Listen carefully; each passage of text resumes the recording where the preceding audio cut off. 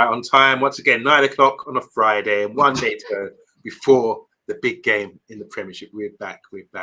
The Premiership strikes back, and this is part 2 of the saga. I'm joined by Bath Time, and it's just the 2 of us tonight, isn't it? Yeah, I think so. We put the link out and invite all these people we ask on all the time who never turn up. Do you think if we did that, like, people would jump on? Sometimes they do that on shows. They put the StreamYard link on and ask people to come on as guests, or to. I mean, thing is, right, is I don't want to do it for a couple of reasons. One is, I think it puts a lot of pressure on the regulars that watch the show, and you never know what's like. You don't know about people's accents or all the different like sort of insecurities they might have about themselves and things like that. So I wouldn't want to do TikTok, all this kind of thing. He's really big. So sometimes I watch him, and he invites people to come on to challenge him at things. So the other day I was watching it, and someone came on. And he called himself, like, acted all authentic at first, like he was going to challenge him about just on a point or something to Islam, and then he started getting into it, and then he just said a couple of words, got everyone relaxed, and then suddenly just went into a barrage of "you effing blah blah blah, you effing N-word," and he got cut just like that. And so you never know what can happen. But I just found it hilarious watching it live, that someone would just come on and troll like that, just completely, But that's the risk you get with live TV, isn't it? I know, but I would find that quite funny, to be honest. Yeah. Like I always quite enjoy that thing. But the one thing that I do like about these kind of debates and stuff is that I watched a video the other day that Andrew Williams actually recommended to me. Oh yeah. And it's about, do you know about things like early adopters and stuff like that in terms of like iPhones and iPads and things? No. Right. So when a new bit of technology comes out, there are people that will always buy it, and then eventually it'll sort of filter on down so that even your gran has it. So if you think of something like Facebook or like mobile phones or whatever, like when a mobile phone first came out, it was a brick and you looked ridiculous. Mm-hmm. And now our entire lives are sort of built around it. Yeah. And this video was about the idea, was about how most ideas people have about stuff are wrong. And you get so with your Christian guy and stuff like that, you'll get these arguments that start on places like this, and eventually they filter their way into the public consciousness. And I think it's a really interesting idea when you consider it about football, because, we were talking about rest offences like 3 years ago now, and I see it everywhere now. I see everyone talking about them, and I know they don't really understand it. Yeah. And so I wouldn't mind getting people on so that we can have almost cutting edge conversations that maybe become something 2 or 3 years later. We could call it Man United Agenda, Tomorrow's World, something like that. Yeah, because that's only 30 years out of date that no one will understand. All right, speaking of the people in the comments who are not brave enough to come on and join us, even though the invitation is always there, we've got Stephanie. She says, Han Solo aboard the Millennium Falcon, the Man United Agenda Falcon, sorry. If so, are we ready to take on the Premier League Empire? Very good use of words related to Star Trek, of course. Not Star Trek, Star Wars. Solo's in the house. How you doing, Solo? Big love to you as well. And stop sticking your tongue out. And Stephanie saying big up to Yabba and Bath. That's just 2 of us tonight. Big up to Matthew Bassett. No kebabs for you. Your football side's doing all right. Hopefully, you're on Saturdays. No, you're Sunday. You're Sunday football, aren't you? And you've been doing really well lately. So hopefully you get a good result this weekend, Matty. Chat Sports in the house as well. How you doing? Simon Warner. Greetings to the 2 wise men. That can't be us. There's usually 3. It's supposed to be 3. So you could be the 3rd because Mr. B is busy at the moment. But Bart's in the house. How you doing, Bart? Good to see you. And Big G saying oi oi. I'm not going to read that. He usually says Savaloy, but it's something else. Stephanie is saying I still have a slide rule. Bruno used to have one, but it's gone now.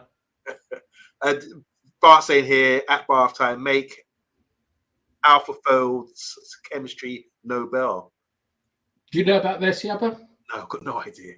Nobel Prize winner used an AI model to like sort of model. Is it protein folding bar or something? But he basically gave a speech afterwards that was like the sort of speech that you see at the start of Terminator, like warning about the future. Skynet. Yeah, basically about AI and stuff. Oh, right. Okay. Just to add to that, well, I don't get this one with Michael Rod. Is that Tomorrow's World? Oh, right. Okay. There you The go. Rod of Correction. Definitely showing her age. I wouldn't remember the presenters of Tomorrow's World, but maybe. Should Bath Time invite some people who've got to lead cutting-edge conversations with them?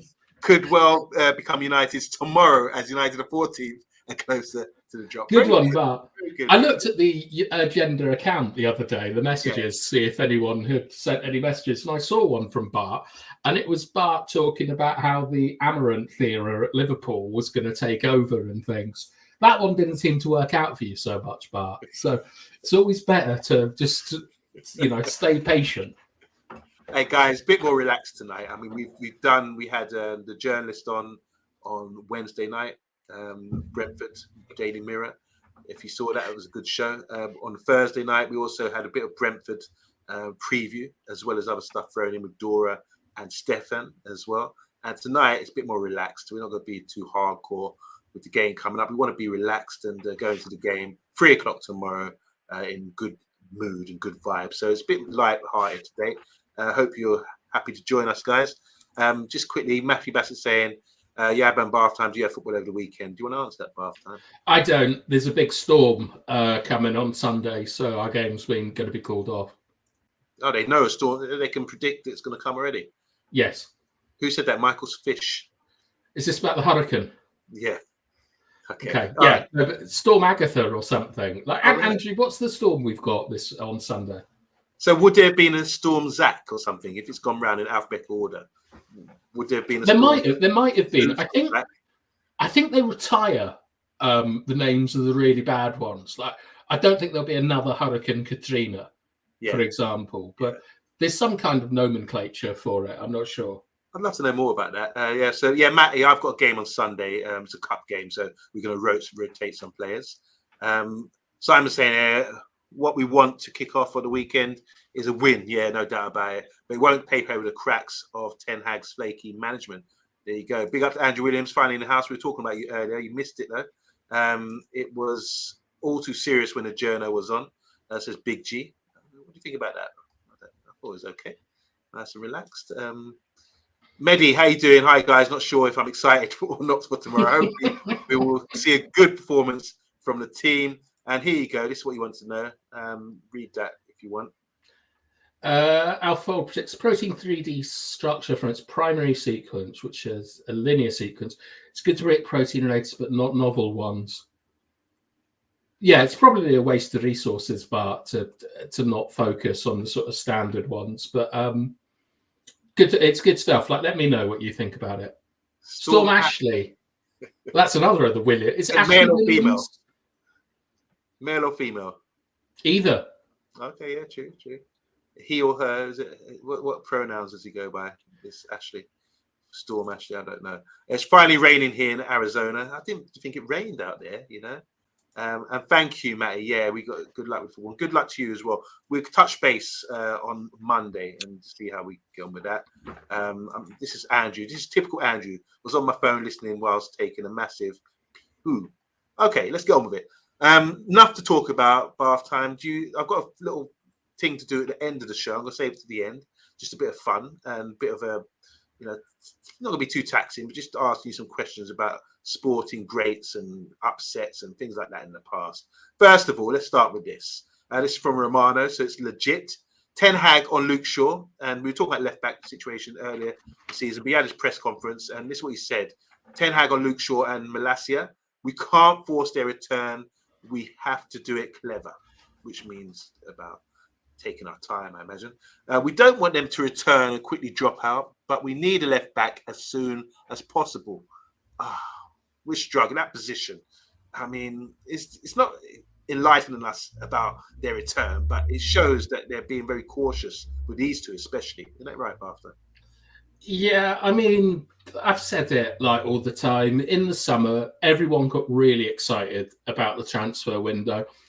I didn't really, it didn't really excite me a lot, because I felt that left back was an area that we really had to sort out. Because when we look at like Delo and Amrabat, who Delo, there's a case to be made that he is a natural left back. You know, he played there in his youth, played there for AC Milan. He's familiar with the position. But Ten Hag appears to want that left back to invert into the centre mid to make a box midfield. Luke Shaw is not that player. So I just don't know what they're doing. It seems like really, really bad long-term planning. What's gone on at United over this left-back position. And it brings to mind the fact that we haven't had a central defensive midfielder, like a number 5, for a long time. We've never really sorted out our right wing. I can't remember the last right winger that we kind of felt comfortable with. It might be Valencia, to be honest. And this has gone on for too long. And I really, really want Ineos to identify these positions and sort them out now, rather than, for example, buying Euro. Yeah, good shout there. Simon Warner saying here, Shaw will only last 2 to 3 matches before he's off again for another lengthy period. I think it's why the manager's saying you have to be clever with their return. And Big G saying, just get Amas out there. We'll discuss that in a sec for bath time. Andrew saying here, I said it all summer, we signed good players, but we didn't sign goals or pace. Nothing to do with left backs.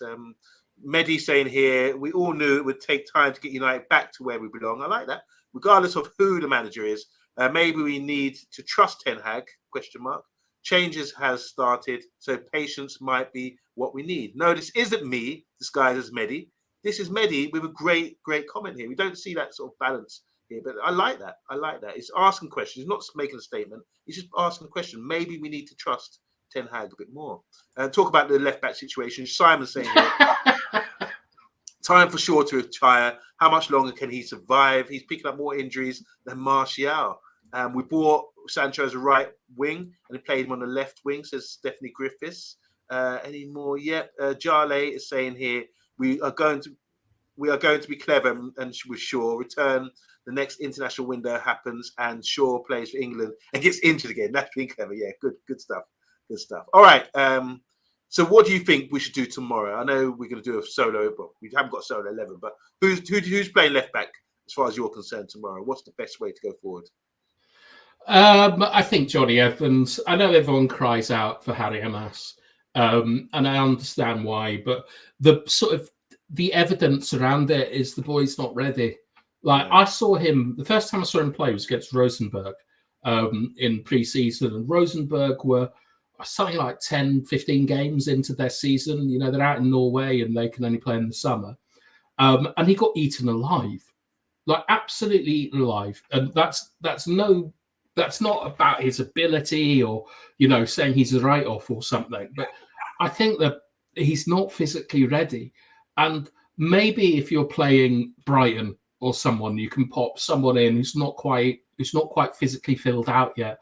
But Brentford, man, like that Aija or whatever he's called, those kickoff goals come from him going out to the left back area and winning headers.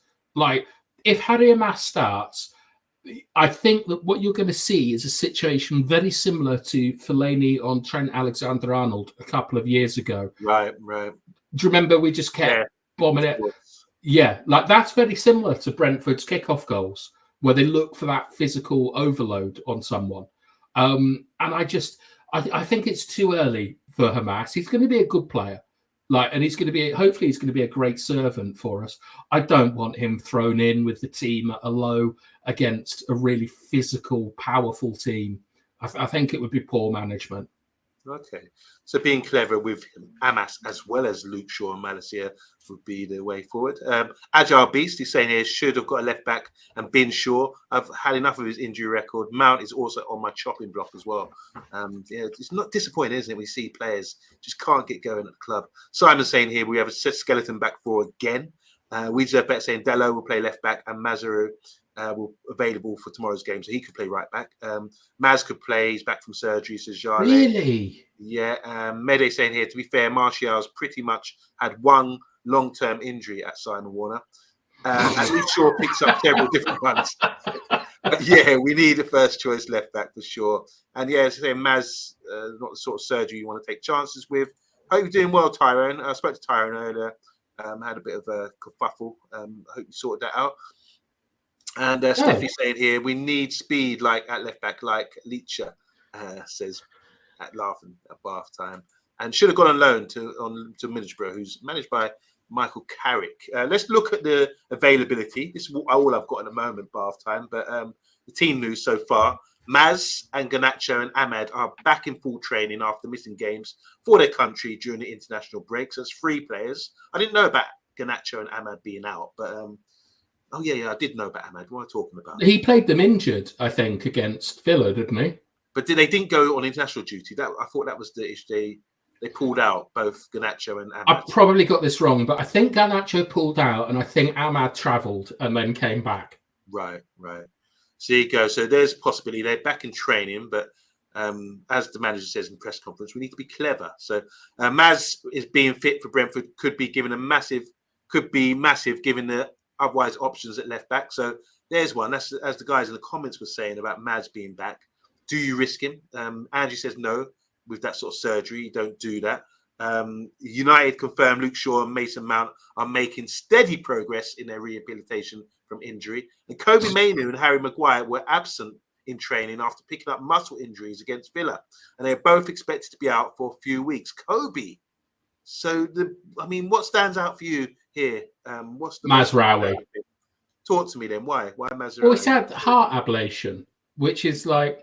So, I'm obviously not a medical doctor, but my understanding of the situation is that, like, he has, the heart is coded incorrectly and is beating too fast and things like that. So, I don't know if anyone's ever had, like, if your heart is going out of control, I just used to dunk my head in cold water to try and get it back under control. And they've done a kind of surgical equivalent of that, where they've basically gone in through one of the ventricles and burn a little bit of his heart away in order to, the bit that's faulty, to try and get that rhythm back. And I believe it's fairly standard and it's not a wildly dangerous procedure, but surely you've got to give him 2 weeks, 3 weeks to monitor it, because it's your heart, it's the pump, it's what gets blood around the body. And I think it's a step too far when you're, in my opinion, at serious risk of not injury, but of life-threatening conditions, things that can change your quality of life. I'd be really surprised about them playing him. I think it would be really unfair on the player. But then again, I'm not a doctor and I might have read the wrong things. And before we go to the comments, anyone else you want us to talk about? Well, I think the big one for me is Kobe Mainoo. I wasn't sure about it. He's got a muscle injury against Villa, and he's likely to be out for the next couple of weeks. An important couple of weeks we've got. So who fills in for Kobe Mainoo? Because who's his number 2? Who's Kobe's B guy? Who's the one that he fills in for that position? And does a good job? Mount. Now, Kobe's been used as a box-to-box. Right. So that means a lot of running, basically, and not much, and not an awful lot of touches on the ball, which I think is a crazy use of him. I could see Ugarte maybe playing in that position with Casemiro as the more traditional 6. But I remember in the summer, Yabba, we talked a bit about Kobe, and I said I expected him to have a difficult second season in the Premier League, because people are aware of his quality now. It's not a surprise that Kobe can turn and do little tricks in tight spaces, but also people have cottoned on a little bit that he's not a proper athlete yet. So he's getting rushed a lot in midfield, and also because of his age, 18 to 20 in the Premier League, you're going to pick up injuries all the time because your body is still growing, and you've also still got to get that experience of where to put your hip, where to put your bum, how to take contact, things like that. It doesn't matter what you were doing in the under-18s. You're in a men's league now. So Kobe, I think, is going to have a difficult season, but he's got absolute quality. He's got a good mentality, and he'll be fine in the end. But maybe we won't see the best of him until after January, to be honest, when he's kind of sorted all this stuff out. And Maguire's a huge absence for me. Yeah, Sure he is for you as well. Yeah, definitely. I mean, well, we knew. The thing is, no surprise there. I think we knew Harry Maguire would be out for a few weeks. That was announced directly after the Villa game. But the other guys, like back in training, Maz, Ganacho, and Ahmad, which is promising. Luke Shaw, Mount, we know their record, so we just sigh once again with those two. But Mazraoui, we need him, but we don't want to rush him back. So there's a lot of caution here about playing. We want to win these games. We want to put our best team, but also we have to think long term and think about getting on a plane to Turkey straight after the game. And we need to really be mindful about the next few games and manage them properly. It's a shame, says Agile Beast, we're rushing back Maz because of the club's incompetence. He should be getting a rest. Simon says Mazraoui, I think will come on the sub, ease him in for like 15 or 20 minutes. So regarding Mainu's got a tight hamstring. He should not have played against Villa. So questioning the manager again about his decision making.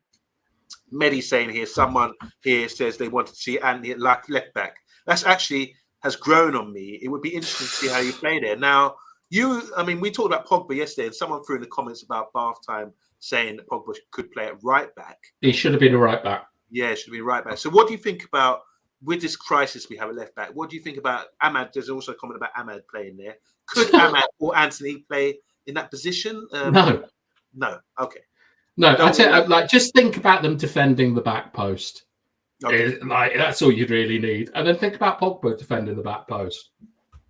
Okay, true. All right, Bart saying here, I think Kobe is a bit knackered, a bit like Pedri after the monstrous 70-game season. Modern football is absolutely brutal. I don't think it's any different to having a 16-man squad and playing, 70 games in the 80s. I want to say hi to V. He says, I'd be terrified of getting an operation and would likely refuse it. Don't funk with my heart. Is that Black Eyed Peas? I don't know, but I like it. I like that. But I want to pull you up on something there. Yeah. Players are like the Premier League and the players in it are the nearest they've ever been to going on a strike about their health at the moment. You see, like for the last 2 years, there has been a huge amount of ACL injuries. Like they're being played too much. Like it doesn't matter what happened in the 80s and stuff like that. Well, maybe it does, but that's more about like like long-term sort of heading the ball injuries. Do you know what I mean? Like concussions and things. But we have to look after these players as human beings. Do you want to bump heads on that? Are we going head to head on this one? Well, are you telling me after all the stuff that you say about how the crowd, we have to support our players, we have to get behind them and things, that you think it's okay for players to be like concerned about the demands of modern day football on their bodies? Yeah, it's okay to be concerned about it, but I don't think there's any difference when you're a professional player and you've got the facilities like a medical department and all this thing. First of all, you want to be managed correctly. You don't want to overdo it. Mm-hmm. And secondly, with all the sports science that they have in place today, it should be a lot easier. I was just saying, you can't complain because guys who were playing in the 70s and 80s would look at that and say, hold on a minute. Gary Shaw, who passed away recently, he won the Champions League playing 70 games with a 16-man squad and won the league as well the season before, a 16-man squad. You know what I'm saying? So they weren't complaining back in the day, but now if they got better technology, better medical science and all that kind of thing, and now we're talking about getting a union to say, oh, we're hurting, we're getting injured all the time. Well, maybe you think about the boots that you're wearing and have more protection. Think about the shin pads that you're wearing to have more protection. The shin pads are that small these days. Remember the Robson Golds that look like RoboCop? You cover your whole leg. No one could break your leg in those days with the Robson Gold's shin pads. The boots were stronger. You weren't getting these metatarsal injuries where someone stepping your toe in, and you'll be injured out for the season. It's ridiculous. So stop wearing these sock boots, slip-on sock boots that look all nice and everything, because they're too lightweight. There's things that people can do, and stop complaining. It's a short career. Make sure you manage yourself as well as let the club manage you, and stop all this foolishness because injuries are part of the sport. Remember we done a show last season, Bath Time, about injuries, comparing injuries in football compared to other sports, and there's a lot of similar injuries that footballers get. So when you know this, you're supposed to be able to manage it and correctly, you know. And I don't think there should be any complaint right now. For all right, I'll give you one. Players. I think you've made one good point here, which is about the footwear. And unfortunately, I think that is probably driven by market forces because they're cheaper to make, and the people that buy all these boots want sock-like boots and stuff. Personally, like I try and buy football boots as little as possible because I hate how thin they are. And you know, like they're re-releasing Adidas Predators from like the late 90s at the moment, and I'm hoping to get a pair of them. But the thing is when you talk about the advances in sports science and things like this actually gives them more. This gives them more ammo because I think that I've often talked about how during COVID it was the most hectic playing time in football in all history and stuff. And the thing is that I think that they do play too much. Like I can't argue about 16-man squads in the 80s or whatever, but the physical demands that we put on footballers now are leading to injuries that will affect them all their lives. Like look at players like Paul McGrath and stuff, like absolute warrior, but was he managed correctly? What state is Ledley King in these days? Like I have no issue with footballers wanting to protect their body, like for long-term concerns, and I don't think they're being pansies or they're being weak. And so many of them are talking out about it that I think that you should listen to it. Maybe not. You don't have to respect it. You don't have to agree with it. But I do think that you should listen to it. And certainly, when we've got a guy that's had a heart ablation, we should be paying attention to his like physical fitness. And I think I've actually got that on wrong. I've had a little peek, and I think We Deserve Better has put in like what it's about and stuff, and maybe it's not the worst thing to play. We will go into that. I've just highlighted a few comments, guys. So really, I mean, these guys are like encyclopedia. It's like Alexa. You ask the comments, and they will come with the answers. Yeah, it's like AI with personality. Yeah, exactly. I've just been going through the comments, so you guys are really on the ball, man. So thanks for that. Appreciate that. So yeah, with this discussion we're having bath time, yeah, you make good points too. I'm not saying you're wrong. I think you presented your case. You made your claim, and I do tend to agree. And if you want to protect yourself, like you mentioned about after football, and when you've got injuries and arthritis and from injuries from playing, it's horrible to see. You don't see someone limping down the road, or no matter how much money they've made. This is your lifestyle. This is your well-being. You know, after that, so you have to put in measures to protect yourself. I think that they can. I think that they should come out with things like arthritis and stuff. I think it's part of the bargain you make for playing football. I mean, like. I've never seen your feet. I don't want to see your feet, but I can imagine that they're as god awful as mine are. Like, and it's part of the price that we pay for playing football. But there's a difference between ending up in a wheelchair or having dementia and fighting for your badge, your club, and your teammates. And it's how far we're going more towards long-term injuries, I think, is my concern. Yeah, most certainly. Guys, I'd love to have a show on this. We could discuss it because I think it makes for good discussion. But I want to just touch on. Sorry if I missed a few comments here, but it's really good topic to discuss. Tyrone wants Maz rested, but if the experts say he's all right to come back, perhaps we should trust them.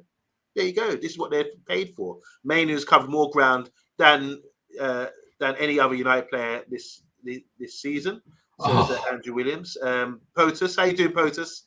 Nice to see you, bro. We're talking online, me and POTUS a lot on other social media networks, and he's a great guy. So big up to you. So that I can see the players striking before the next World Cup. They have Premier League season, then right into the Club World Cup, and right into the World Cup as well. There you go. Simon Warner saying here, time to bring out more youngsters. Why not put Quillier in tomorrow? We deserve better, saying it's all changed since COVID, when they weren't overplaying these players. And I don't want to be controversial. When they started to overplay these players. Sorry. Let me read that again. When they started to overplay these players. I don't want to go into that. I don't want to discuss it because it's a bit controversial, and I won't. But I will say this. There seems to be an increase with what Maz is going through, what Lindelof went down with, and certain players, you know. Anyway, no one wants to talk about that. V saying here, Kamoni have announced that they will be working with FIFA to create a brand new football game to rival, what's that, FC 25? Yeah, that's the new name for FIFA. Oh, right. FC They sold the 25. rights or something. Well, do you remember Mino Raiola? Yeah, yeah. Him and Zlatan Ibrahimovic and I think Gareth Bale all like because FIFA, the game series, it makes I don't think I'm exaggerating. I think it makes about $2 billion a year. Yeah. Off and essentially players wanted a cut of the money. FIFA tried to increase the license fee, so EA have stopped paying it, and the game is dreadful. I used to like FIFA quite a lot, but it is a dreadful game now. I haven't even bought it this year.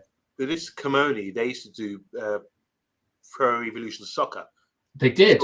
They did, and that was much better game. That was a much better game, yeah. Yeah, back in the day. So interesting that. I'm not up to date with game.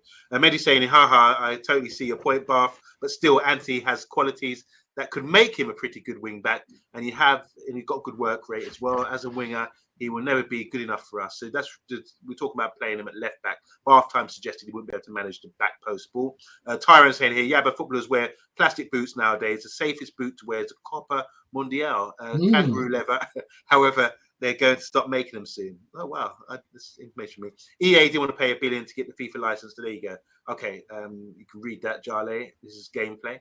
Bath time, Jesus Christ, bath time. Once they run once or twice a week for 90 minutes. You don't see rugby players moaning and watching out. You're sounding like a millennium.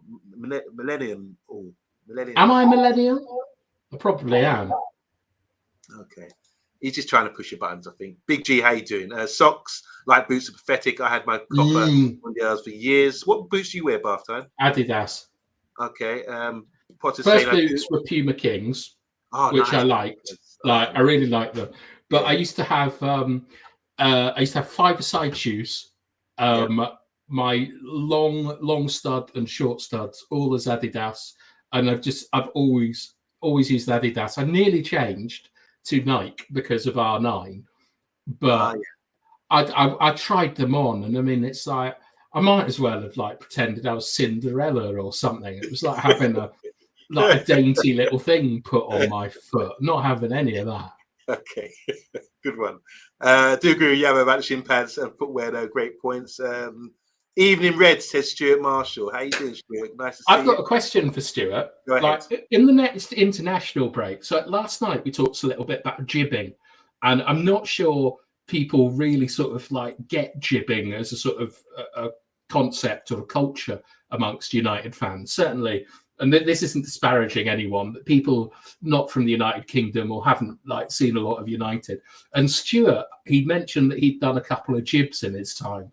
So I'd love Stuart to come on and tell us some of the jibbing stories and why it's so important to the culture, because it's one of my favourite things about English football is people running stupid scams to get into the match for free. I think it's a wonderful part of the game.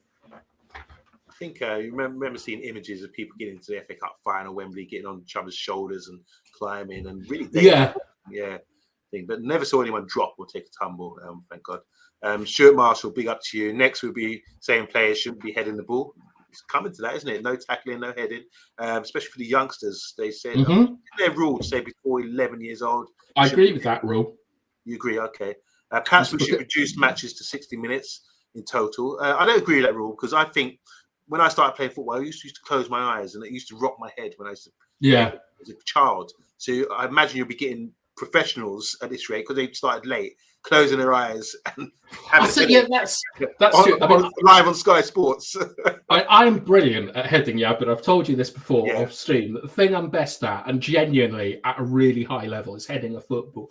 But if you're 11 years old and your brain is developing and things, I think it's not a bad idea to take heading away. And also, there was a guy at Southampton years ago. I think he was a rugby man, like Clive Woodward or something, and he became head of their youth academy. He won the Rugby World Cup for England.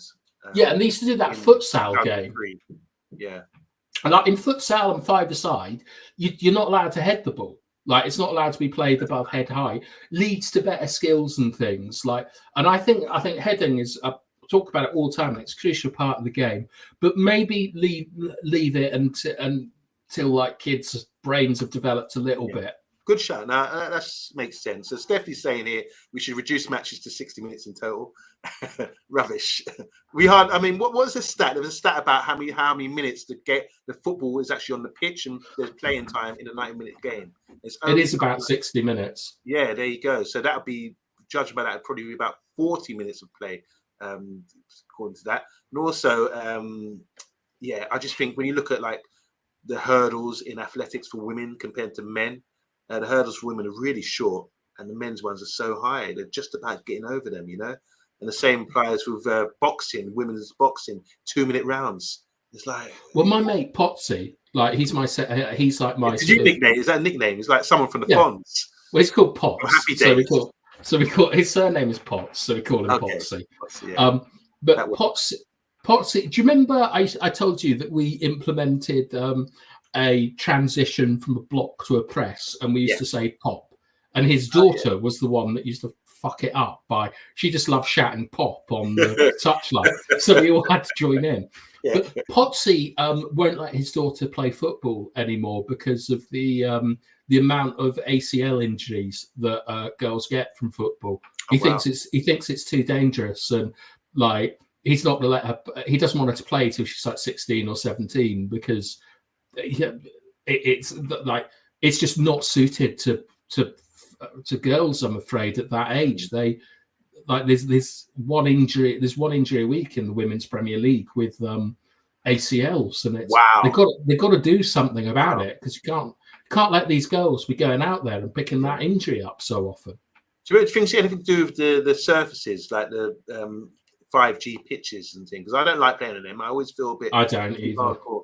Yeah. Anyway, let's move on. Let's get the comments done, and we go into the other topics. Puma Kings mini football boots, says Big G. I remember having Predators when they first come out. I still would shoot 10 yards over, but with them it would be 10 yards wide as well. That's very good. I've just got a couple more here. The international break will crop in more players to Simon. This is almost a repeat of last season. Well, knackered list. Andrew saying the best football game ever was sensible soccer. Johnny Hill, how you doing? Don't it tell you how bad Anthony is? People try him in a completely different position. And Johnny's my morning friend. Like, there's a channel, Sal Warner, who's been on here before, like the music guy. Yes.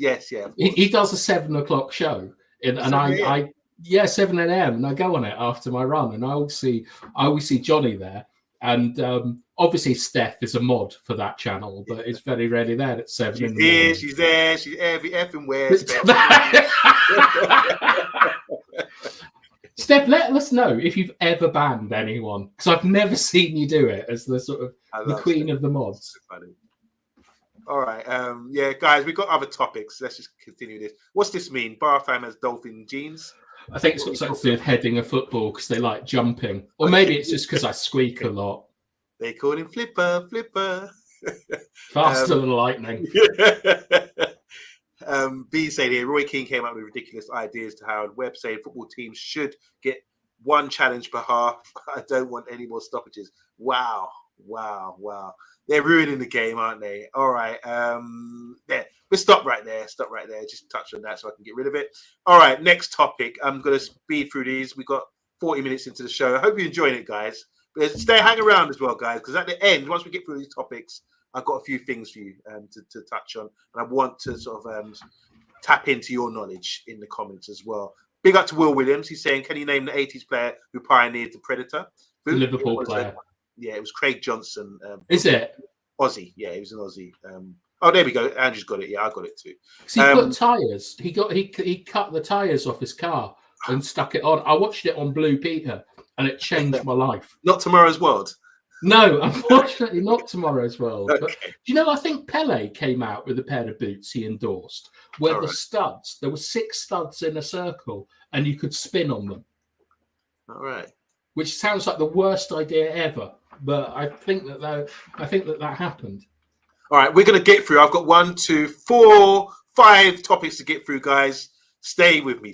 This done. Let's just a bit of transfer news. Man United want to be Arsenal to Benjamin Sesko. The Gunners appear to remain the favourites to land the 21-year-old, who's rated at 50 million. Chelsea have also been rumoured to be interested. Cisco's service for his services. However, would seem unlikely at this point that Stamford Bridge is his future destination.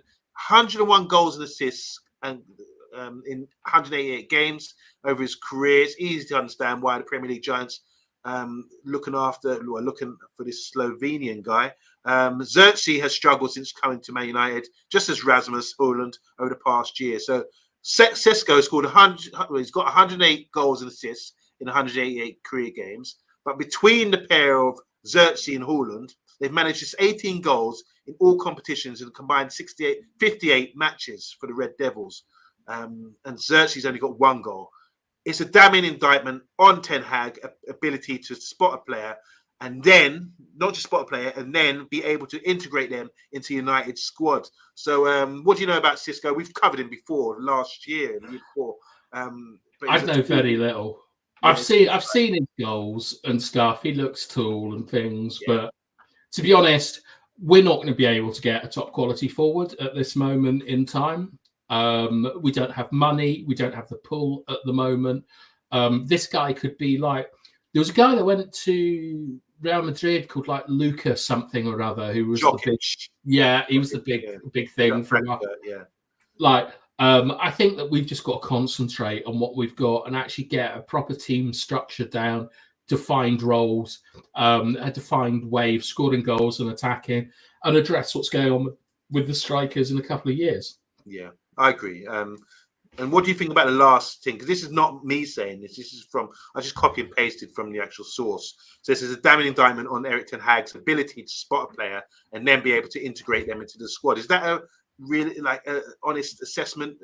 I mean, can people accuse him of that? So. Really? Yeah. Well, the story is that the scouts recommended like Ollie Watkins. Eric wanted Rasmus. They said there's literally no way that this guy is a £70 million player. Xerxes hasn't really fitted into the club particularly well. But I think you've got to give Xerxes a little bit of time. Rasmus, I'm less confident on. But Eric's never scored over 60 goals in a Premier League season. We've got 5 this year from 7 games. I think that a lot of that is down to how we set the team up, and you've got to say that would be about integrating these players into the what's he say, the game model or whatever. So yeah, I think that's a fair statement, but got to give Xerxes a bit of time. Can we give a big shout out to Overhead Kick TV? Is this the 7 a.m. dude? No, 7 a.m. dude is Johnny Hill. Overhead Kick TV, I believe, is a regular on our friend Pappy Botswana's channel. Pappy will be live at 10, I would think, after this. Always a fun show. Brilliant. Make sure you go and check out Pappy, guys. He's a wonderful guy, enthusiastic, knowledgeable as well. And Bathtime, you've appeared on there recently a few times, haven't you? Yeah, I have. It's always fun. You get a very diverse group of people. Some who have played football, some who haven't, and Pappy just laughing away. Always very fun. Okay, just a few comments on this one. I don't really want to hang on to this Cisco story, but Johnny Hill saying Man United managers, owners always seem to not see the main issue. They want to keep buying strikers just so Bruno, Rashford, Garnacho just choose not to provide service for them. We need a cam and a winger. That's a good comment. We've got Ivan at Real Sociedad. So Zaragoza. What's wrong with you? I'm not reading correctly right now, am I? I need glasses. Potos, President of the United States, saying we've got to stop going for these mid-tier players and bring someone in who's world-class and already established. So here we go. We can plug it. Football Hour, Pappy's channel. Love. Football Power Hour. What is wrong with me today? I don't know. So Andrew was saying I'm absolutely fed up with our wingers just shooting from anywhere. And there was a couple on Cisco. What did they say? We deserve better, saying I don't think we want Cisco. He's another Haaland or Xerxes 2.0. We need better than that. And I would think Cisco would go to Arsenal. Okay, there you go. Let's move on from that. What have we got next? Here we go. United officials are confident that neither Omar Barada nor any of the staff recruited from Man City will be implicated into the 115 financial charges levelled at the noisy neighbours. That's from the Daily Mail. Anything to say about that? I'm not interested. I think that like this 115 charges, although it's like 130, just let see what happens with it. No one really sort of knows what the charges are and all these things. And to be honest, I'm not an accountant. I'm not a lawyer. I'm a bathtub, and I like talking about football, not about all this other noise around it. And well, it's good news, isn't it? If we're employing people, they're not going to be jeopardised by this case. All right, moving on. Did you know that senior officials of the 1958 fan protest group members met for the first time at Old Trafford this week? The 80-minute discussion included 4 members from the group: Chief Operating Officer Colette Roche, and Director of Fan Engagement Rick McGar. Okay. And this is the quote from 1958 Fan Coalition. Thanks for all of the overwhelming support and role applications. It's been very humbling. What a week. What a 24 hours. The hard work starts now. Purpose, action, results. That's FC 58, 1958. That's on Twitter. I'm not too up to date or familiar with all this. Do you know anything? Can you add to this halftime? Yes. Okay. This week, do you know anything about it? I do. So the 1958 is a protest group that kind of like their big event was arguably either going to that guy's house, who was at Edward Wood's house with flares, or it was meeting with the guy down the pub. Yeah. But it was probably where they closed the training ground out and General Matic had to go and talk to them. And then the protest that like shut down the Liverpool game. They are like, they're about getting the club back and getting the Glazers out. And I think that that's all well and good. But I've seen what's happened to Must over the years, the Manchester United Supporters Trust. And in my opinion, they have basically just become a ticket mafia. And I'm very suspicious of these type of groups because I'm not sure that they definitely don't speak for me. I don't think that they speak for everyone, but I also think that it's excellent from the club to go out and speak to these groups. I think it says the right message, but these people don't talk for me, and I don't really want to comment on them. They're all well-minded. They're not bad-minded. They've got the club at heart and stuff like that. But it's always very dangerous, in my opinion, to get behind populist groups that might not necessarily have your best interests at heart. Okay, thank you. I need to learn from all this. Andrew Williams saying here, 100% correct, Darius. Some of these groups are a bit iffy. But then V says he's a proud member of the 1958. So it would be, for my help, guys, maybe you can give me a bit more information about it. I just don't know enough. The reason 1958 group games because they knew the people get the message. They started Britain's biggest game at Old Trafford. V said here, the 1958 do not wish to speak for anyone bath time, but we respect the fact that you have your own views. God bless you. There you go. Great stuff. All right, last one from me. Well, second from last from me. Do you know the biggest beer in Singapore?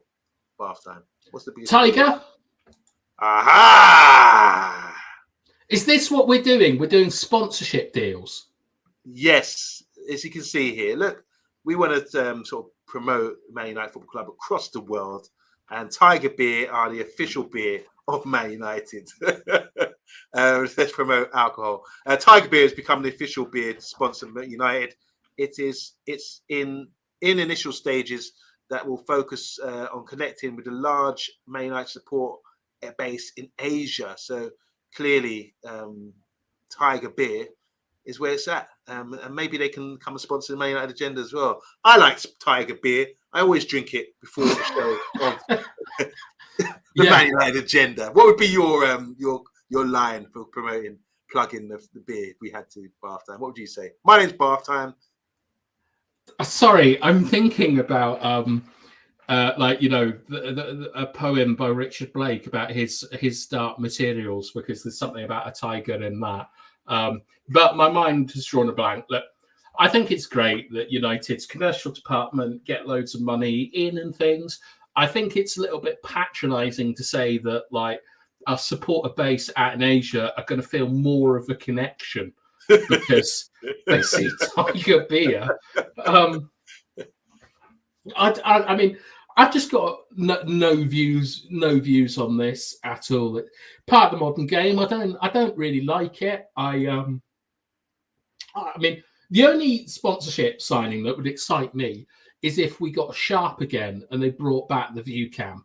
Right, that would literally be the only thing. But I'm not bothered. I'm not bothered about this. But Tiger, if you're watching, like, feel free. Like, send me a real tiger. I'll write it around. So he says Frosty's there. Great. Yeah, it's a great one. We should be sponsored by Virgin. And we have Virgin on shirts. Simon Water, that's good stuff. And what was your favourite sponsor? I like Sharp. In that era, I love Sharp. I thought it was great. Who did we have before Sharp?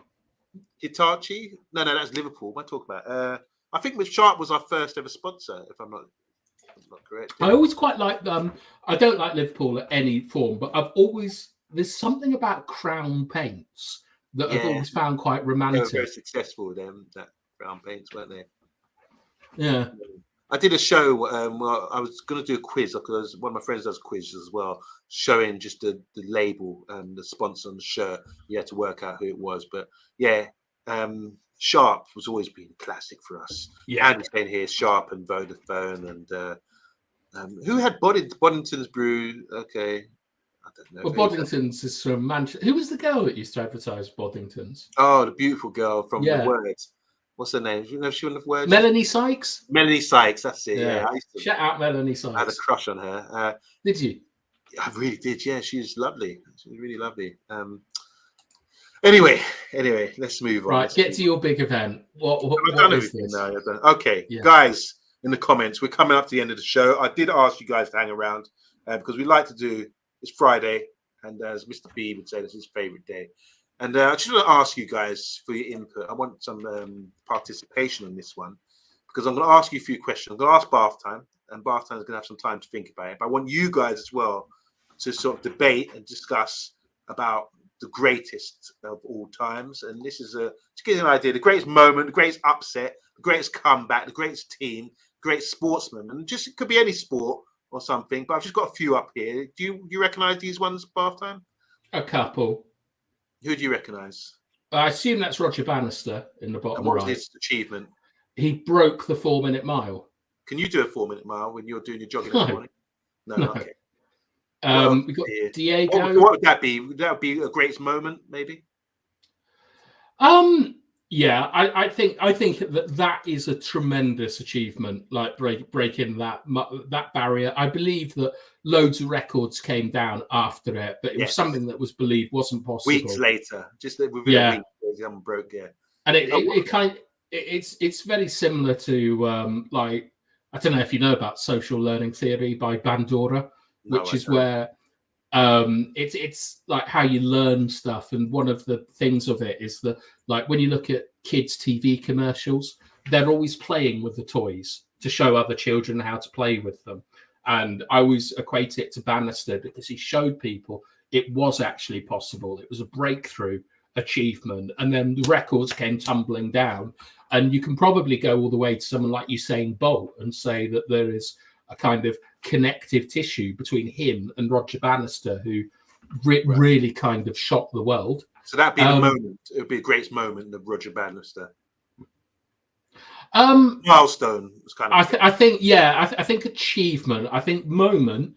You've got to look at Maradona for like what he did against England with all the stuff that was going on around the Falklands or the Malvinas and things like that, as well as a beautiful poetic goal. So that's a great moment by Maradona. Who else do you see on this? Well, that's Jack. Is that Jack Nicklaus or Arnold Palmer? Yeah, it's Jack Nicklaus. Don't know a lot about him, but he was very, very good at golf. I like the cut on his trousers, like where they meet the shoes. So that would be, he's got the most majors. Even Tiger Woods didn't get close to that. I think it's something like 18 majors he's won. No one's going to come close to that. There's Jack Nicklaus. Who else do you see? Right. I'm looking at the gymnast. and I don't know who it is. It's Nadia Comasets. What's her name? She got perfect. This is perfect tens in the Olympics. I think it was Romanian gymnast. She was the first person to get perfect tens. And the boxing, that would be. I don't actually know who the boxer is. I'm very embarrassed. It's an upset there. It's Buster Douglas knocking out Mike Tyson at the time. Is that Tyson? Okay. Yeah. All right. So we've seen it's all Holyfield. that. Like, so not Holyfield. George Foreman at 41 or whatever. Surely is. All right. So we started comeback then. Let's talk about comebacks in sport and history. We've got one here. Greatest comeback. Sorry for Tiger or Nicky. Nicky Lauda. I've seen someone talk about Nicky Lauda. He got burned, didn't he, in an accident on Formula One. And he was driving again within a few months. And that's a great comeback, isn't it? And then you got, what other great comebacks can you think of in sports and sport history? No matter how huge or whatever. What about Tyson Fury being on? Yeah, Fury and Foreman. I like. Okay, talk to us about Foreman was world heavyweight champion in 70. He's retired. Right. Came back. So, he was obviously the dope in the rope-a-dope is another big thing.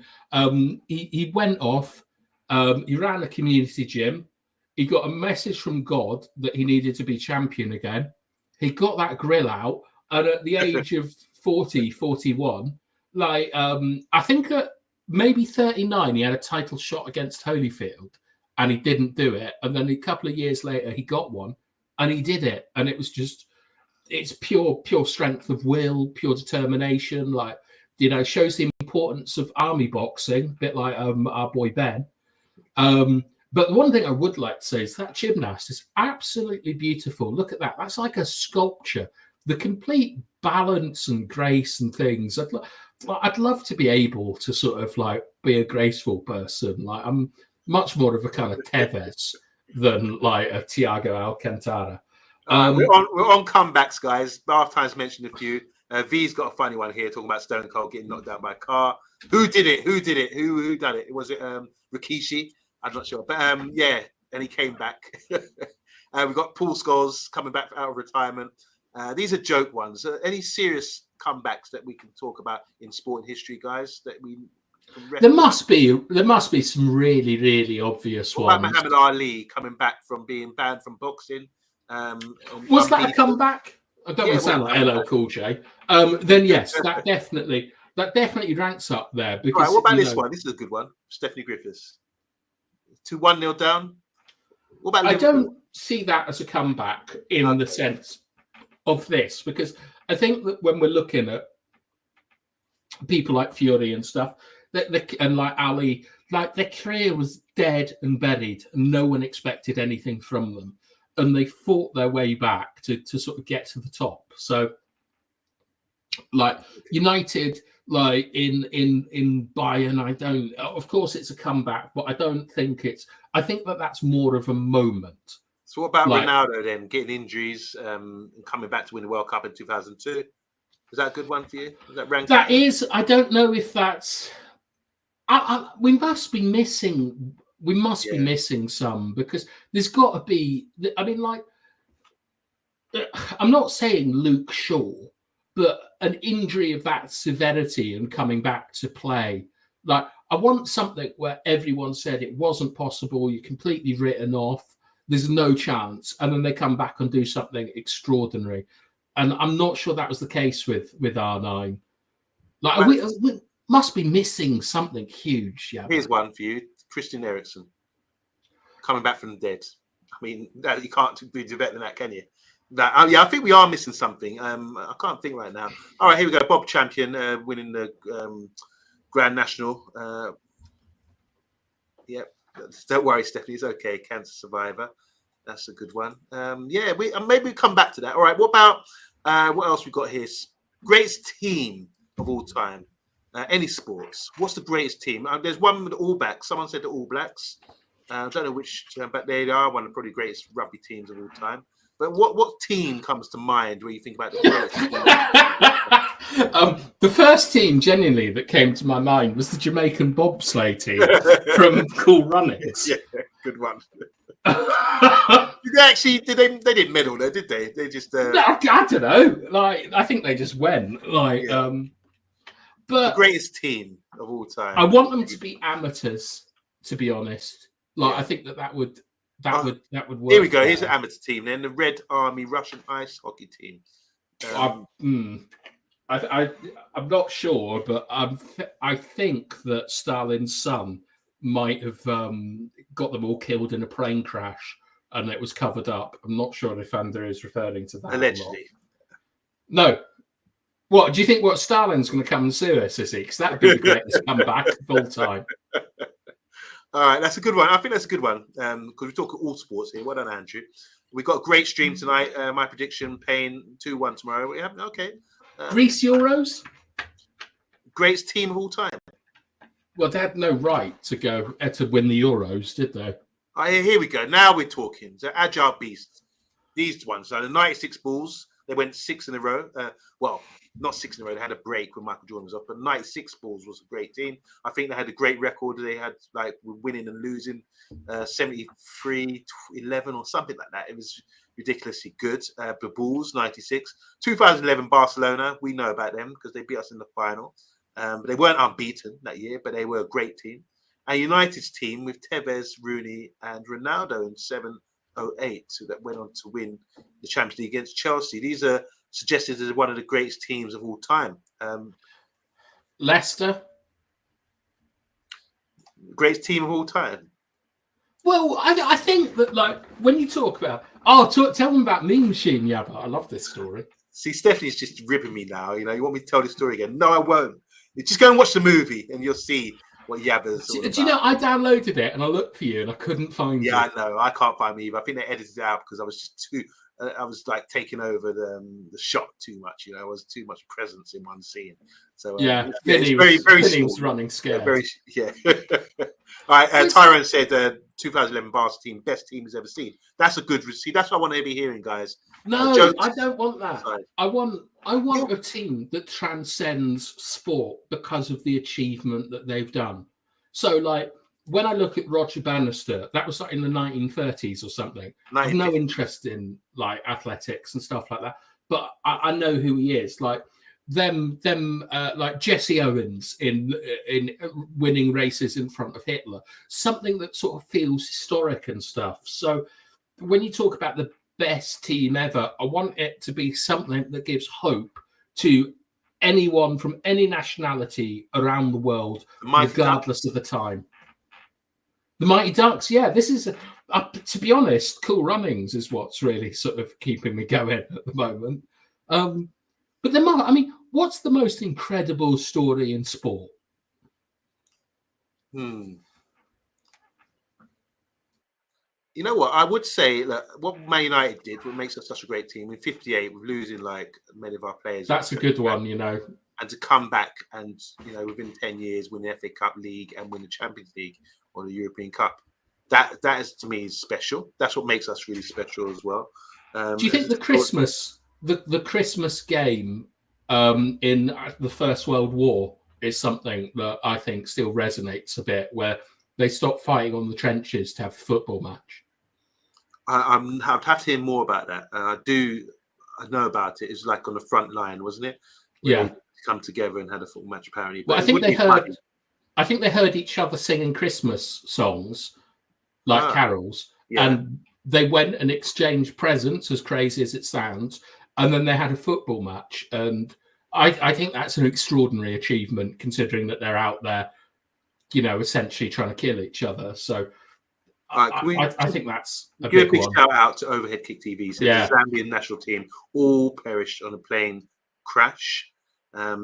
Then they only had 3 months to come up with a team of local players and finish second to Nigeria in African nations nationals. That's incredible. Yeah. Reminds me, actually, maybe the South African rugby team is one that could go up there. Like, what is an all-time great team? Yeah, because they kind of united a country that had literally been like segregated with apartheid, and they went out there and won World Cup, and I think it played quite a big part in like their sporting heritage. Like, I think that's my number one at the moment, the South African rugby team. So Bath Time's gone with the South African rugby team, the greatest team of all time. We've heard a lot about Barcelona being the greatest team in football of all time, and everyone used to say that the 1970 Brazilian side was the greatest team of all time as well. When I look at rugby, All Blacks, I would say the All Blacks recognise the greatest team of all time. We look at other sports like American football, I wouldn't know. Basketball, probably the 96 Bulls are recognised as the greatest team of all time. Any other sports, just throw them in, guys. I really like that one. I don't know what it is, yeah, but I think it's a marathon in maybe the Los Angeles Olympics where a guy's dad comes on to help him injured. Derek Redmond, that's 400 meters. In 92, I believe. Derek Redmond was running the 400 meters. That's Barcelona. He was the British record holder at the time, and he was probably a good contender for a medal. He pulled up with a hammy injury, and it's an iconic moment because his dad ran on, pushed off the officials, and carried his son across the finish line. The whole point was about finishing the race. That was. I think I'd put that up there as one of my greatest sort of sporting moments because I think it's instantly accessible to anyone who doesn't really understand the sport. It's about love, dedication, pride. Like I think it sums up the best of humanity, that moment. Okay. For cricket, the greatest team of all time for me is the West Indian team. They were unbeaten for 25 years in test matches. That is outstanding. Obviously, the Australians are great, but this West Indian team for 25 years to be unbeaten was fantastic. It gave a lot of pride to the West Indies. And unfortunately now the cricket's not really a big thing in West Indies anymore. We can't get that unity because obviously you've got loads of little islands coming together. It's not just like Jamaica. It's the whole of the West Indies area. So to get them together and have that sort of pride to play cricket and be dominant, the world's best for so long, to me, of all time, that's the greatest team of all time. Ever. Team of all time. 25 years unbeaten in tests. West Indies. Think about the budget, think about the backgrounds, to come and dominate world cricket for 25 years, be unbeaten in that time. You've got players like Viv Richards, Brian Lara, great bowlers as well. I can name the bowlers: Joel Garner, Malcolm Marshall, Curtly Ambrose, Walsh, the Whispering Death, Michael Holding. Wow. Sorry? That was his nickname, the Whispering Death. Dickie Bird was an umpire, and he was one of the quickest bowlers of all time, but his run-up was so fluid and swift that they were called Whispering Death because you would never hear him coming up because he's so light-footed when he was running. It's a piece of art, like you're talking about Nadia Kozvech. That's beautiful. His run-up was so smooth that Dickie Bird was there as an umpire. You wouldn't even hear him.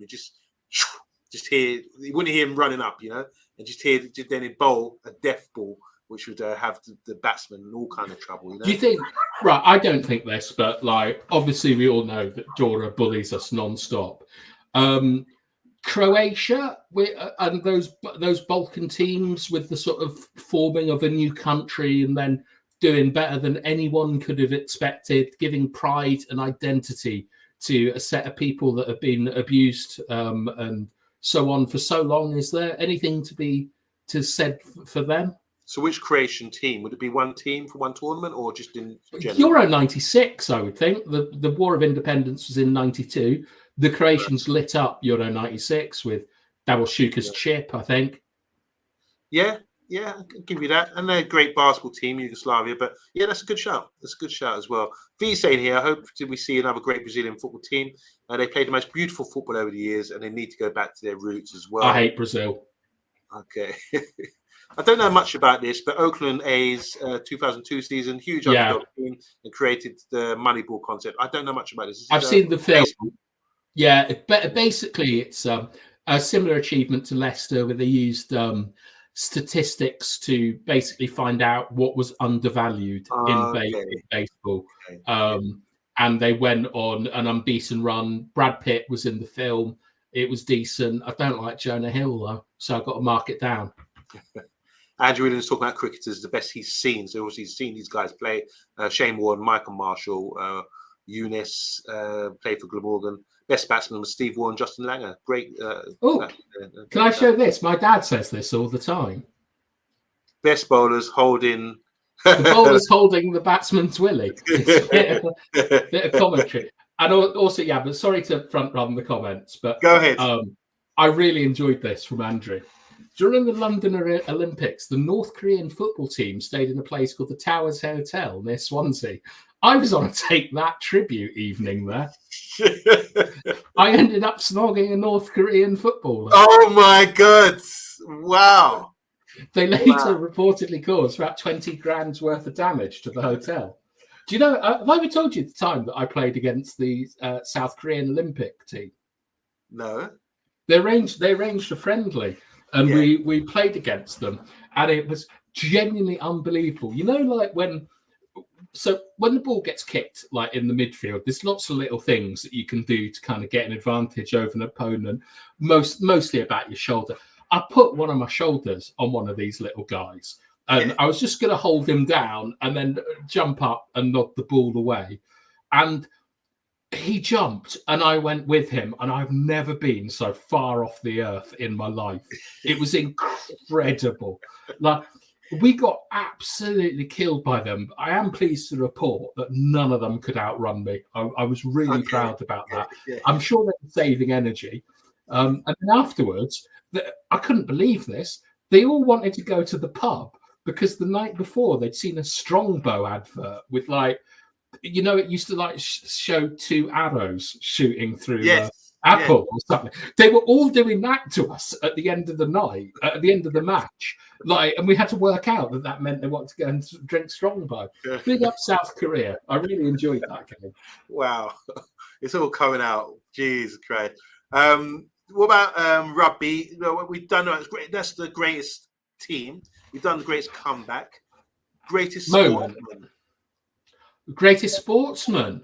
Now, this doesn't mean it by like just transcend. Like Daley Thompson or something. Someone who can do loads of different things. Give you a summary why. Who's the greatest sportsman of all time? Any sport. Dennis Compton is someone who comes to mind. A dual international with over 100 caps. I think you have to look at an Olympian, like someone from the Olympics, to be the greatest sportsman. And Michael Phelps.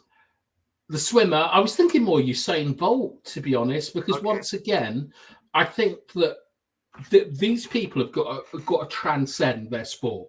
Yeah. It's got to be something that your gran can look at and understand that they're witnessing something. And I think that with track and field being, in my opinion, the peak of the Olympics, and with 100 meters being the centerpiece of the Olympics, I can't really look beyond Usain Bolt.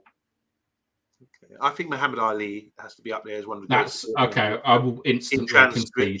Sport, and was just renowned as the legend. If you ever watch interviews with him and see what he had to go through when he got banned from boxing and changing his name, changed his religion, refusing to fight in the war, and then he turned it all around and he was well loved and continued, even though he had Parkinson's disease. I remember in the '96 Olympics, he was out there with the torch. Yeah. Atlanta. So one of the greats of all time.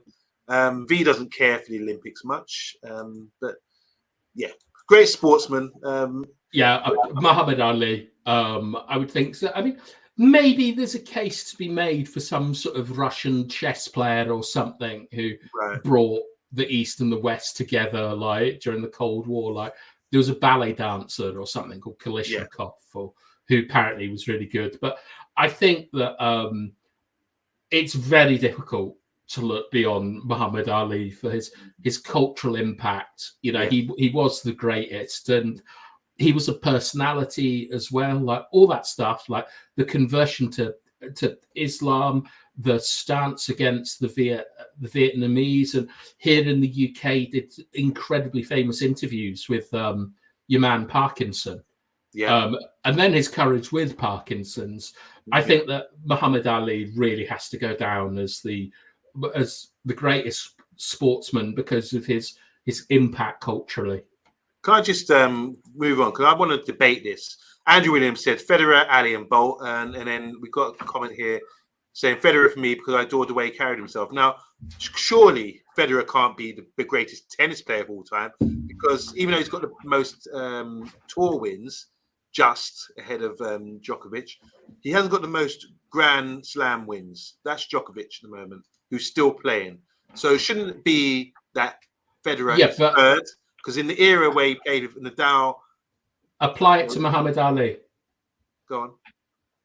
Has Muhammad Ali got the most knockouts? Has he got the most wins? So my argument is, if Djokovic has got the most wins, most Grand Slams, shouldn't he be classed as the greatest tennis player of all time? What is it about Federer? Do people just like him? I don't know. Like the fact that he's had to get over that his wife had children that weren't his, and he's still with her. I don't know what is it. People right.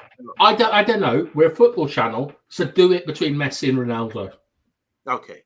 Right. Ronaldo, in my opinion, has a very strong claim to be one of the greatest athletes of all time. Yeah. Messi doesn't have that claim. Right. Messi has the claim of being the greatest footballer of all time. You see the distinction between the athleticism and so on. So which one of those would you put, like, who do you think in 100 years will be recognised more out of Federer, Djokovic, Ali, Messi, Ronaldo, McTominay? Ali. I think Ali transcends sport more so than the others. Okay, so does Federer transcend tennis more than Djokovic? I don't know why. He's a beautiful player to watch, but Djokovic is a machine. He just wins. So I think it depends what you like, but I think people like Federer because he's a beautiful player to watch. His backhand and he's just so a good eye candy tennis player to watch. It's aesthetics. Yeah, that's the word. But Djokovic is a monster. I think Djokovic.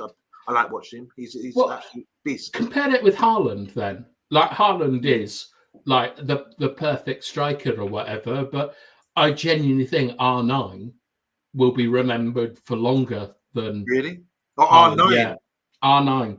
Oh, because right, okay, I'm talking about 100 years, just simply because I think that what sort of transcends these things is there's the cultural impact of things like, the rugby team from South Africa and what they did for a country. You could make an argument, to be honest, that the greatest England team ever was Euro 96 because of the cultural impact that team has had over the years. Like, I think, the team that got to the final a couple of years ago will never be remembered as fondly as the Euro 96 team, right? Shout, yeah. So there's that cultural impact and what it does for the people and the country and so on. Mm. But also it's the moment of experiencing it. So when you've got a robotic player or a machine-like player, there's something inevitable about it. But so when you look at someone like Ronaldinho, like he will be remembered, I think he'll be remembered far more affection than someone like Kevin De Bruyne. Kevin De Bruyne is probably more effective, will have a longer career, probably produce more consistent quality, but he didn't have that moment that made you feel like a child where anything is possible and magic is possible. And I think that these play into the greatest sportsmen. Good shout. Best England team was 90, Italia 90. Last time we have short memories. Yeah, that was a great team. Very good team. Euro 96, I think, is the most culturally important team since 66. Coming home. Yeah. Jono Lommel, remember he passed away. We've got Tom Brady, supposed to be the best in US-based sports. Patrick Mahomes as well, best player ever. Southgate involved in both losses. It's the connection. I mean, it's like, look at the Newcastle team. I think that they are probably going to be one of the only runners-up in the Premier League that's ever remembered. Yeah, that's a good show. And what about flawed players? Do players like Garincha and Gaza and George? Absolutely. Why are these players so sort of recognized and respected, even though they had a lot of faults? Like we say, faulted geniuses, like Maradona with his cocaine binges and thing. What is it? What? Surely they should be penalised. It shouldn't be celebrated. No. Part of human nature. It's like if you look at if you look at stuff like the earliest kind of forms of art that we really understand are probably the Greek tragedies. Like, and a tragedy is a comedy technically is something that ends well, and a tragedy is something that ends badly.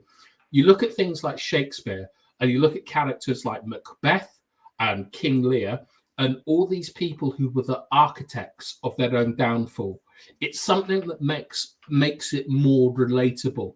So when you look at someone like Kaká, I think he's a kind of perfect guy. He was a devout Christian. He belonged to Jesus. He never did anything wrong. Like, there's something about that puts a barrier between you and him, because humans are not perfect. So when we look at George Best and the famous story of when a bellboy opened the hotel door and saw him with Miss World, and he was like, where did it all go wrong, George? Like, there's something about that. It's because of like our own ability to self-destruct and the fact that we are our own worst enemies. I think it means that we can identify with these people more, right. And that's why we hold them closer to our hearts. Right. Very good. Very good. Mike Tyson. Yeah, I mean, Mike Tyson is just incredible because he was a little man, like with that little peekaboo style that no one's ever been able to do, and yet he was just savage. But he's flawed. He's flawed. Yeah, but yeah, he is flawed as well. But it was, you saw, it's, for me, Chris Eubank is always the big one for me, because you know, I always get the piss taken out of my voice and stuff and things. That apparently I don't belong in football, according to some people. But Chris Eubank definitely did not belong in boxing. Like, you know, monocle, the way he spoke and stuff, and then he turned into an absolute showboating warrior. And I think that these things really, like these eccentricities and flaws, are what make people so interesting, and why you sort of like, you get attached to them and so on. No one likes the golden boy, do they? No. It's why. I'll give you a good example. Bobby Charlton and George Best. Yeah. The relationship that we have with them are very different. Yes. Yeah. Very true. Also, this one, don't know if I was alive to remember this, but Steve Ovett and Seb Coe were two of the best athletes, milers, 800 meters, 1500 meter runners in the world leading up to the Moscow Olympics. And they were up against each other. They didn't race against each other often, but obviously there was major media story for Great Britain in the athletics and the Olympics that year. They're two different characters. Even Seb Coe. I don't know Steve Ovett. You don't know who he is? No, I know Sebastian Coe. Okay, no so they were rivals, but it's just the way the media portrayed each person. So Steve Ovett was a guy from Brighton, real, not geezer or anything, but just a nice guy, and didn't really like the media, didn't want to be on television too much, but just a great runner, and then just a nice guy to be around. Seb Coe, obviously, he's ended up being an MP. He's the head of the president of the IOC at the moment, and holds his really conservative top guy, made man sort of thing. And they were sort of classed. It depends how the media portrayed them. You either liked one or the other, depending on your background, if you're conservative or Labour kind of thing, as it was back then. So it caused a lot of division. And that was the 1980 Moscow Olympics as well. So what would be a modern equivalent of that? Well, a rivalry like that. This is what we like in sports. Like Blur Oasis, maybe? North and South? Yeah, this is how it works, though, isn't it? It's like black and white, blue and red, Labour, Conservative, Republican, Democrat. People like that kind of story. This is why WWE works so well. You've got the baby face against the heel. This is what works. That's because it's theatre and things. I mean, so that's what we want to see. So Nigel Benn, Eubank, they created a great rivalry between themselves.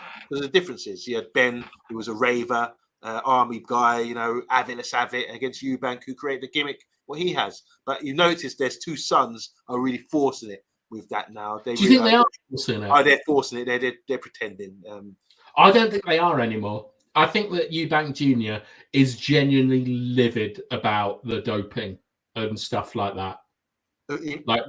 Conor Benn's actually, I believe he's actually been banned all this time. He just hasn't announced it. He's actually on a ban. That's why he hasn't fought. Yeah, no, it is announced, wasn't it? The fight was called off because he got done. Yeah, he got done, but hasn't officially been, because he's appealed against it and all this kind of thing. So it hasn't officially come out, but I think it will do soon, that he's actually been on a ban all this time. A bit like Tyson Fury was on a ban for a period of time. Fraser Ali, great rivalry. this is what we love to see. Great rivals in football. We've got Wenger. I think that one was a bit over the top, to be honest. I wasn't there for it, but like obviously, I think I've said before that like I spent a lot of time watching When We Were Kings, the videotape my dad had of like Ali and Fraser documentary of the fight, and Ali Boumaier, like Ali go and kill him. I think that is a little bit over the top because like although that was for Foreman, wasn't it, not for Fraser? That was Foreman, but I think that like I think Ali did sometimes go a little bit over the top with stuff like this. It's like with in 76 he fought him, 75 fought him in Manila, fought Fraser in Manila, and he had a gorilla toy and he said, "Come on, gorilla, we're in Manila," and hit this gorilla representing Joe Fraser. So that was at the time was seemed okay, but it's not in good taste, is it? Talking boxing, says V, it's hard to say who's the best of all time because there are so many great fighters from past to present, but Floyd Mayweather, Pernell Whitaker would be interesting. I think you go for who you'd most like to see. Yeah. So for me, like the three fighters I'd most like to see live are Ali, Prince Nassim, and Roy Jones Jr. Okay. Oh, good. Yeah, that'd be good watch. Good value for money, for sure. Great fights here. Great rivalries. Look at these Gatti Wards. Apparently, Ward can hardly speak anymore, and he's so damaged from what happened. And Gatti's obviously passed away. Was he murdered by his wife or something like that? Or took his own life, something like that. But Pacquiao Marquez was a great rivalry as well, and Hagler and Hearns. Yeah.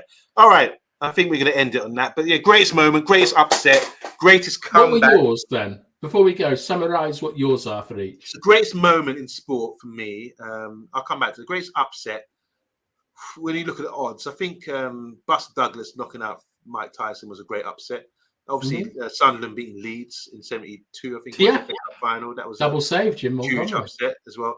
There's in 1990, Norton's coin, 100-1, won the Cheltenham Gold Cup.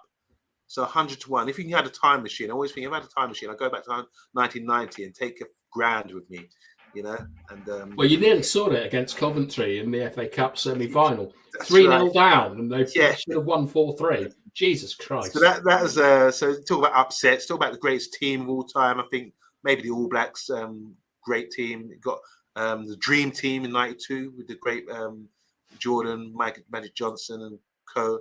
Looked at as great team as well. Sportsmen, I think Muhammad Ali. He wasn't the best boxer of all time, but transcended the sport. Comeback would be Ali as well. I'd say Ali coming back from being banned and winning the title again, and that was great. And obviously there's others as well that we've spoken about. And the greatest moment for my lifetime, I think when I think back, I think Linford Christie winning the Olympic Games 100 meters. I remember that fondly. Maradona's goal against England. That was a great moment for me watching that. Just remarkable what he was able to do. Moments as well. Just think watching Usain Bolt win 2009 in 9.58 was just outstanding. Like I've watched that so many times. Just cannot believe things like that. So I like to see great sporting achievements, and no matter what sport it is, this is what brings the emotion as fans to watch things like that. Ali lighted the torch in '96 brings you to tears, doesn't it? And '99, obviously, this is the Man United channel, so the greatest moment for the majority of us is that '99 final, coming back. Just everyone remembers where they were and how you feel about it. And don't forget, Ali was voted the BBC Sports Personality of the Century in 1999. There's the proof. All right, after. What are you planning for the weekend? Well, I'm not playing football because of Storm Agatha or Agnes or Angela. Ashley. Yeah. Well done.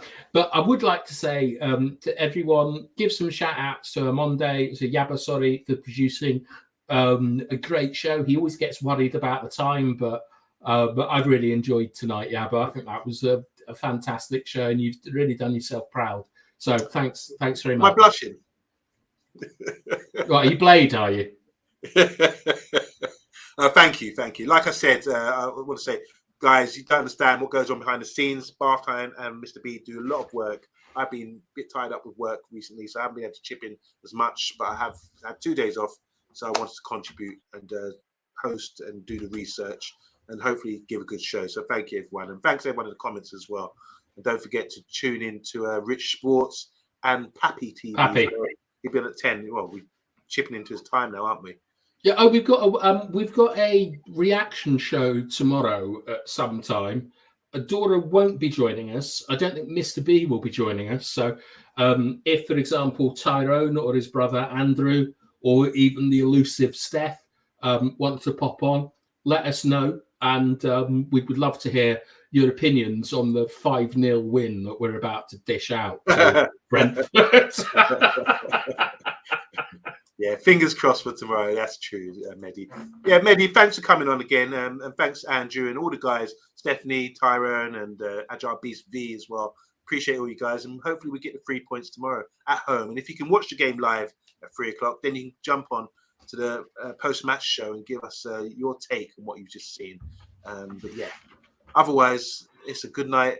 Well, it's lack a notch time, isn't it? We really sort of butchered that yesterday, a couple of attempts. So let's do it in front of Dora's brother. Yeah, I know. That was shameful. All right, one take, and we're signing out with this. First of all, I want to say my name is Yabba Forbes, and we were sponsored by Tiger Beer. Make sure you keep drinking Tiger Beer every night of the week. But it's lack a notch from me. And it's lack a notch from me.